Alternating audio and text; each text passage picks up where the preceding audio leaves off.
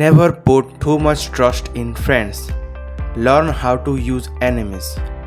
ସାଙ୍ଗମାନଙ୍କ ଉପରେ କେବେ ବି ଆବଶ୍ୟକ ଠାରୁ ଅଧିକ ଭରସା କରନ୍ତୁ ନାହିଁ ଏବଂ ଶିଖନ୍ତୁ ନିଜ ଶତ୍ରୁକୁ କିପରି ଠିକ୍ ସମୟରେ ବ୍ୟବହାର କରିପାରିବେ। ଆମ ଜୀବନରେ ବନ୍ଧୁମାନଙ୍କ ସ୍ଥାନ ଅତ୍ୟନ୍ତ ମହତ୍ତ୍ୱପୂର୍ଣ୍ଣ। ଜୀବନରେ ପ୍ରକୃତ ସାଙ୍ଗ ମିଳିବା କୌଣସି ଉପହାର ଠାରୁ ବି କମ୍ ନୁହଁ।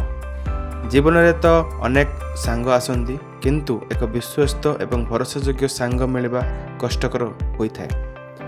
ଜୀବନ ସବୁବେଳେ ସମତଳ ପଥରେ ଗତି କରିନଥାଏ। କିଛି ନା କିଛି ଉତ୍ଥାନ ପତନ ଲାଗି ରହିଥାଏ।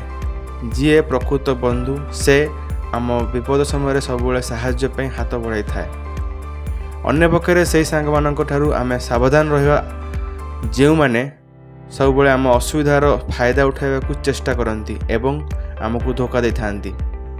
ପ୍ରଥମତଃ ସେମାନେ ନିଜେ ବିଗିଡ଼ି ଯାଆନ୍ତି, ଯାହାକି ପରିବେଶ ଉପରେ ଏହାର ପ୍ରଭାବ ପଡ଼ିଥାଏ ଏବଂ ନିଜର କୁତ୍ସିତ ଚିନ୍ତାଧାରା ମାଧ୍ୟମରେ ଆଖପାଖ ବାତାବରଣକୁ ବି ନଷ୍ଟ କରିଦେଇଥାନ୍ତି।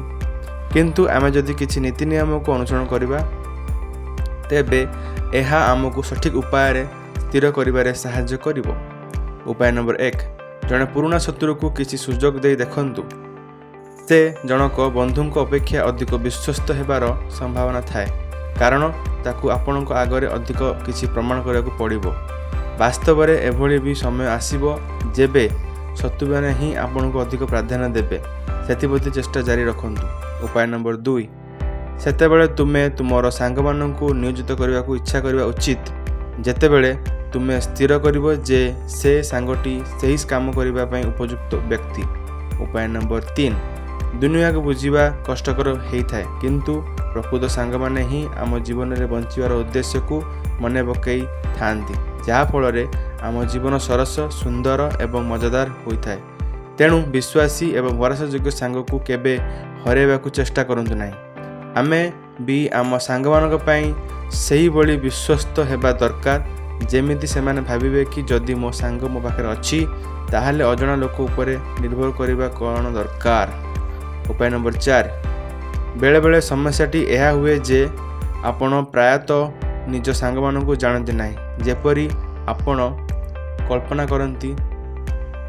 ଏହା ବି ହୋଇପାରେ କି ଯୁକ୍ତିତର୍କକୁ ଏଡ଼ାଇବା ପାଇଁ ସାଙ୍ଗମାନେ ପ୍ରାୟତଃ ଜିନିଷଗୁଡ଼ିକ ଉପରେ ସହମତ ହୁଅନ୍ତି। ସେମାନେ ସେମାନଙ୍କର ଅପ୍ରୀତିକର ଗୁଣକୁ ଘୋଡ଼ାଇଥାନ୍ତି, ଯାହାଦ୍ୱାରା ପରସ୍ପରକୁ ଅପମାନିତ କରିବା ପରିସ୍ଥିତିକୁ ଏଡ଼ାଇ ଦିଆଯାଇପାରେ। ଏହି ଗୁଣ ସବୁ ଭଲ ସାଙ୍ଗମାନଙ୍କ ପାଖରେ ଦେଖାଦେଇଥାଏ।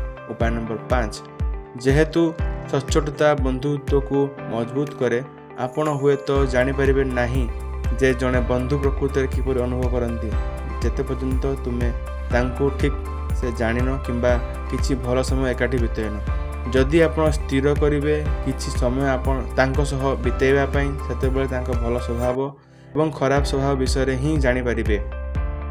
ଉପାୟ ନମ୍ବର 6, ଆଶ୍ଚର୍ଯ୍ୟର କଥା ହେଉଛି ତୁମର ଦୟା ମନୋଭାବ କୌଣସି କାମରେ ସାହାଯ୍ୟ ଯାହା ତୁମ ବନ୍ଧୁଙ୍କ ମନରେ ସବୁକିଛି ସନ୍ତୁଳିତ ରଖେ ଏବଂ ବନ୍ଧୁତାକୁ ମଜବୁତ କରେ। କିନ୍ତୁ ଆଜିକାଲି ଭଲ ସାଙ୍ଗ ମିଳିବା କଷ୍ଟକର ହେଉଛି, କାହିଁକିନା ସମସ୍ତେ ନିଜ ବନ୍ଧୁତାର ଫାଇଦା ଉଠାଇବାକୁ ଚେଷ୍ଟା କରୁଛନ୍ତି। ତେଣୁ ପରିସ୍ଥିତି ଅନୁସାରେ ନିଜର ଭାବନା ଓ ଶକ୍ତିକୁ ବ୍ୟବହାର କରି ନିଷ୍ପତ୍ତି ନେବା ଠିକ୍ ହେବ। କିଏ ଆପଣଙ୍କର ବନ୍ଧୁ ହେବା ଯୋଗ୍ୟ। ଶତ୍ରୁ ସବୁବେଳେ ତୁମର ମନୋବଳ ଓ ଆତ୍ମବିଶ୍ୱାସକୁ ଦୁର୍ବଳ କରିବାରେ ଲାଗି ପଡ଼ିଥାନ୍ତି। ତେଣୁ ତୁମେ ଏଭଳି ପରିସ୍ଥିତିରେ ନିଜର ଭାବନାକୁ ସବୁବେଳେ ସ୍ଥିର ରଖିବା ସହିତ ସେମାନଙ୍କ ସହ ଉତ୍ତମ ବ୍ୟବହାର କରି ତାଙ୍କ ମନୋଭାବକୁ ଉତ୍ସାହିତ କରିପାରିବ, ଯାହାଫଳରେ କି ସେମାନଙ୍କ ମନରେ ଆପଣଙ୍କ ପ୍ରତି ଥିବା କଠୋର ଭାବନା ତରଳି ଯାଇପାରେ। ସେହି ସମୟ ହିଁ ପ୍ରକୃତ ସମୟ ସେମାନଙ୍କ ଶକ୍ତି ବିଷୟରେ ଜାଣିବାର, ସେମାନଙ୍କ ଠାରୁ କିଛି ହାସଲ କରିବାର। ଅନ୍ୟପକ୍ଷରେ ତୁମର ଶତ୍ରୁମାନେ ଏକ ଅନାବୃତ ସୁନା ଖଣି, ଯାହାକୁ ତୁମେ ସଠିକ୍ ଉପାୟରେ ଉପଯୋଗ କରିବାକୁ ଶିଖିବା ଆବଶ୍ୟକ। ଆପଣ କୌଣସି ଶତ୍ରୁକୁ ନିଜ ଇଚ୍ଛା ଅନୁସାରେ ଦୂରେଇ ଦେଇପାରିବେ ଏବଂ ତାକୁ ଚତୁରତାର ସହ ନିଜ କାମରେ ନିୟୋଜିତ କରିପାରି ଠିକ୍ ସମୟରେ କାମ ହାସଲ କରିପାରିବେ। So thank you to listen to me the second chapter of the 48 laws of power by Robert Greene.